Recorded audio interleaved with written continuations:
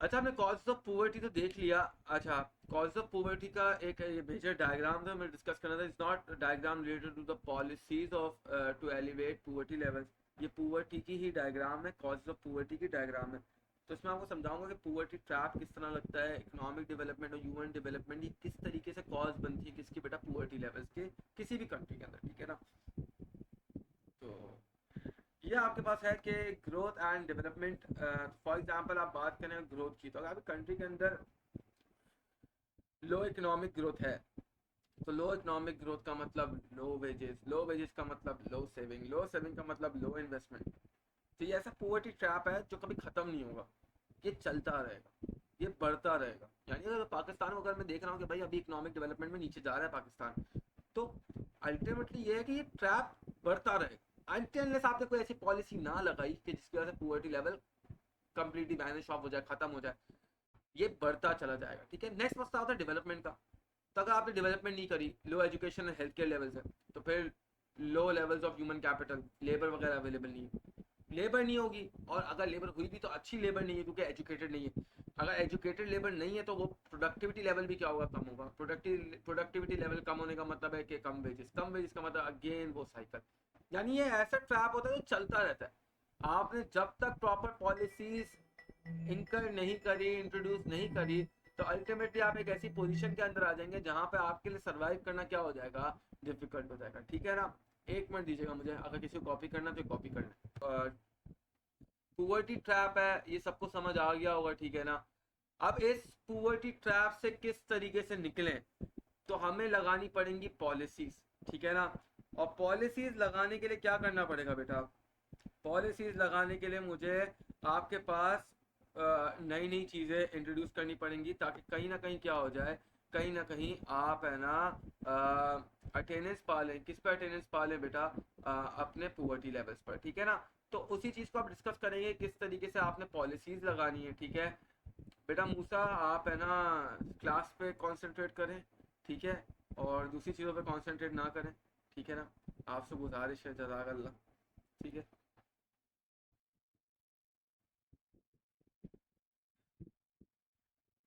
अच्छा, economic growth देखो, पहला है कि अभी हमने देखा ऊपर के पुअर्टी ट्रैप के अंदर, अभी हमने देखा कि किस तरीके से जब पुअर्टी ट्रैप होता है तो वो उसका एक रीजन हो जाता है लो इकोनॉमिक ग्रोथ।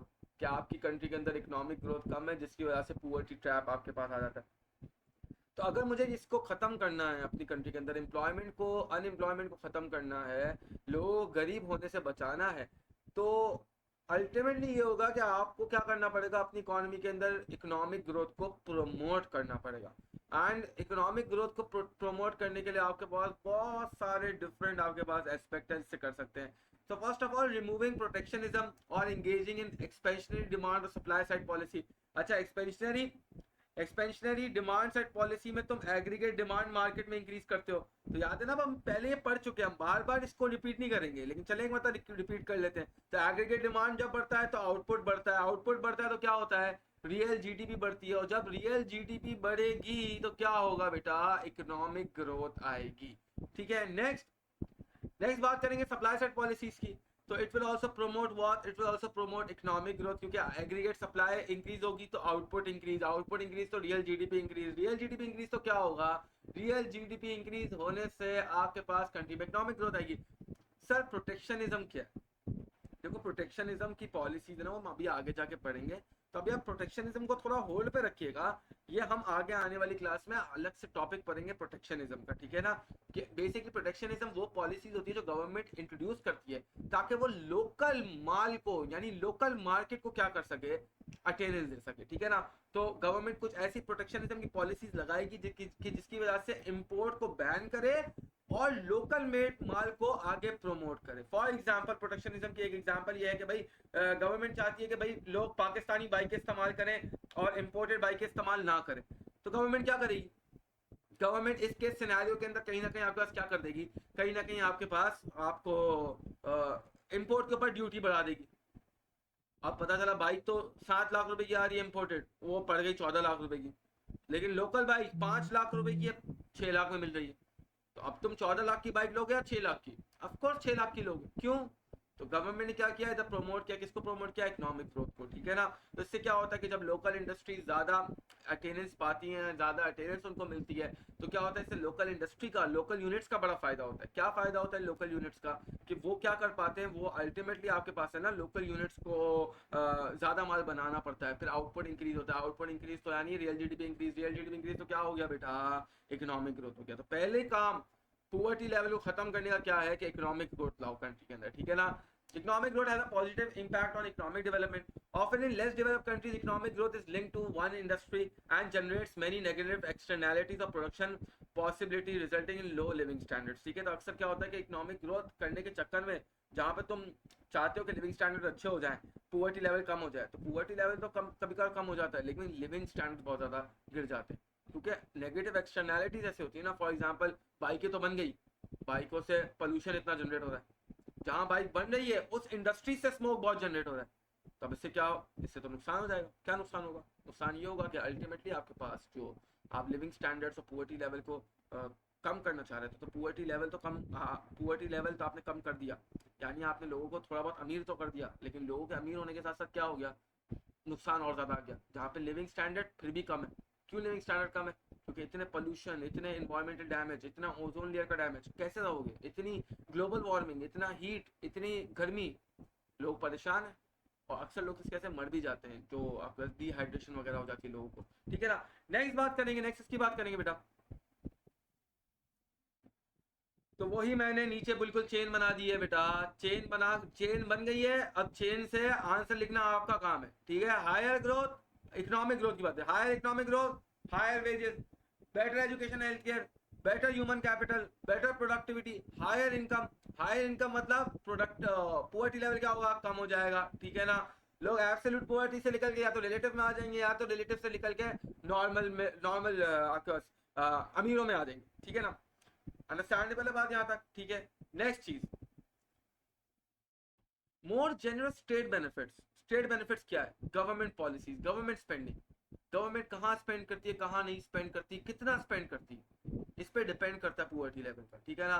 सो अगर कलकला स्टेट बेनिफिट्स यानी अनएम्प्लॉयमेंट बेनिफिट्स, अनएम्प्लॉयमेंट बेनजीर इनकम सपोर्ट दे दो लोगों को, अब लोग जो पुअर्टी में थे अगर उनको ये इनकम मिल गई तो जाहिर सी बात है वो पुअर्टी लेवल से गिर जाएंगे, और गिर जाएंगे मतलब ऊपर चले जाएंगे, ठीक है ना, यानी वो पुअर्टी लेवल में फॉल आउट नहीं करेंगे, यानी उनकी इनकम्स क्या होंगी, इंक्रीज हो जाएंगी। तो अनएम्प्लॉयमेंट बेनिफिट्स है, डिसेबिलिटी पेमेंट्स है, पेंशन है। अक्सर लोग आपके पास एम्प्लॉयड तो होते हैं अपने टाइम के अंदर, लेकिन अक्सर टाइम ऐसा भी आता है आपके पास उनकी जिंदगी में कि जब वो एम्प्लॉयड नहीं होते क्योंकि वो बूढ़े हो गए, अब उनको कोई रखने का तैयार नहीं है। अब ऐसे केस में तो हर किसी को क्या चाहिए, पेंशन चाहिए, और अगर किसी को पेंशन नहीं मिलेगी तो जाहिर सी बात है वो किस में फॉल करेगा, पुअर्टी लेवल में फॉल कर जाएगा, ठीक है। पूरी जिंदगी काम करिए, अब वो पुअर्टी लेवल में फॉल कर रहे हैं, क्यों, क्योंकि उसको जाहिर सी बात है क्या नहीं मिल रही, अब इनकम नहीं मिल रही, तो गवर्नमेंट बोलती है भाई पेंशन दो इस केस के अंदर, ठीक है। नेक्स्ट, इसकी चेन पूरी बना के दे दी मैंने, चेन भी बना के दे दी है, अब कोई प्रॉब्लम नहीं होनी चाहिए, मैं पहले ही बता रहा हूँ, चेन भी बना के दे दिए, पूरा का पूरा चेन एनालिसिस करना है, मैं बता रहा हूँ पहले ही सवालों आंसर में। अगर किसी ने चेन नहीं बनाई ना, कूटूंगा सही तरह फिर बाद में, मूसा बेटा तो बात सुन लेना, पहले ही बता रहा हूँ। More benefits, higher wages, better education, health care, better human capital, better productivity, अच्छी प्रोडक्टिविटी। सर सर एजुकेशन और हेल्थ केयर से कैसे प्रोडक्टिविटी, अबे एजुकेशन हासिल करेगा तो अच्छा काम करेगा, स्किल्स डेवलप करेगा, हेल्थ केयर होगा तो बीमार नहीं होगा ना, डिजीजेस नहीं होंगे, तो जब वो सुस्त नहीं पड़ेगा, एक्टिवली काम करेगा, एक्टिवली काम करेगा, प्रोडक्टिविटी इंक्रीज, जब प्रोडक्टिविटी ज्यादा होगी माल ज्यादा बनाएगा, कंपनी देखेगी अरे माल ज्यादा बना रहा है, इसको क्या करो, इसकी तनख्वाह को बढ़ा दो, ठीक है ना। नेक्स्ट आ देंगे, इंप्रूविंग व्हाट, इंप्रूविंग एजुकेशन, ठीक है।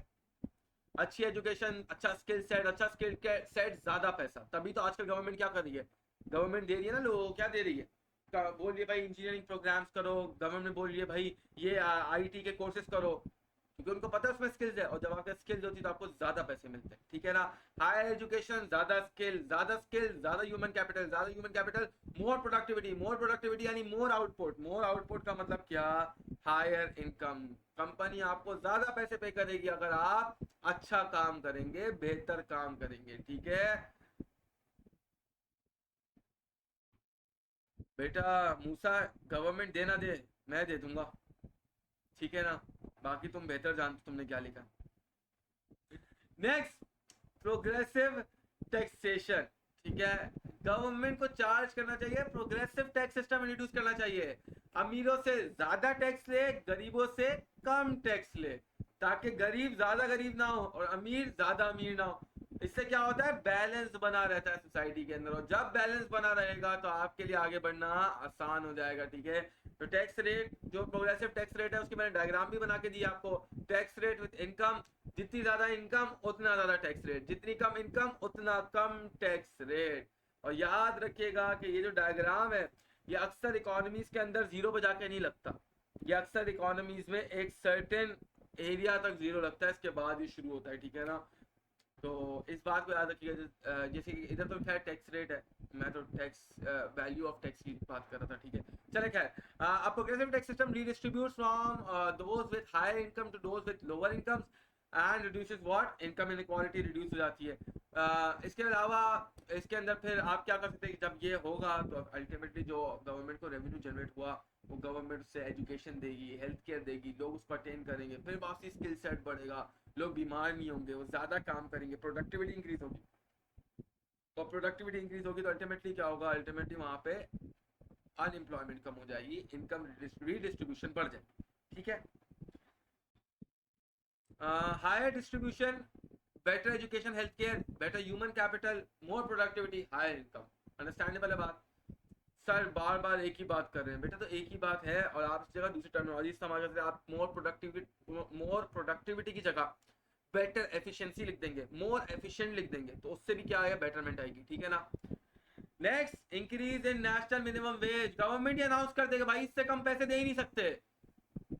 फॉर एग्जाम्पल हमने पढ़ा, वर्ल्ड बैंक कह रहा है $1.90 मिनिमम, वरना आप एब्सोल्यूट पुअर है। तो गवर्नमेंट बोले भाई आप किसी भी बंदे को 18,000 से कम तनख्वाह नहीं दे सकते।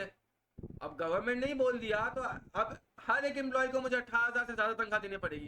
तो यानी मेरी इकोनॉमी के अंदर जो लोग पुअर्टी लेवल, एब्सोल्यूट पुअर्टी में फॉल कर रहे थे, वो कम हो जाएंगे। तो कल के अगर पाकिस्तान को एब्सोल्यूट पुअर्टी कम करनी है तो पाकिस्तान को नेशनल मिनिमम वेज इतनी हाई रखनी चाहिए कि क्या हो, कि लोग अपने एम्प्लॉयज को ज्यादा पे करें वेज। और जब लोग अपने एम्प्लॉयज को ज्यादा वेज पे करेंगे तो अल्टीमेटली क्या होगा, अल्टीमेटली एक ऐसी पोजीशन आएगी जहां पर आपके लिए लोग है ना वो एब्सोल्यूट पॉवर्टी में फॉल नहीं करेंगे, कम फॉल करेंगे। ठीक है, फिर मैंने आपको ऑलरेडी इसका डायग्राम बना के दिखा दिया, हमने ऑलरेडी प्रीवियसली सेक्शन 2 में डिस्कस कर लिया है। किसी को कोई प्रॉब्लम हो तो मुझसे प्लीज चैट बॉक्स में लिख के दीजिएगा। ये वापसी डायग्राम इसलिए बनवाया ताकि डायग्राम्स मत भूलो।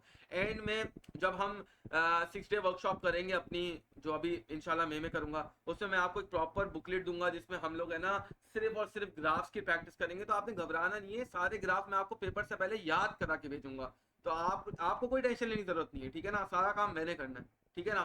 नेक्स्ट,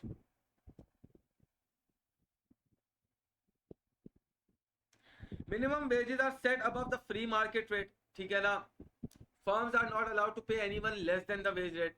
तो हायर वेजेस होंगी, जब हायर वेजेस होंगी तो लोग एजुकेशन हासिल करेंगे, हेल्थ केयर हासिल करेंगे, फिर वही प्रोडक्टिविटी, वही ह्यूमन कैपिटल, फिर वही हायर इनकम। अंडरस्टैंडेबल बात। प्रोडक्टिविटी का दूसरा टर्म क्या यूज कर सकता हूँ, मोर एफिशिएंसी।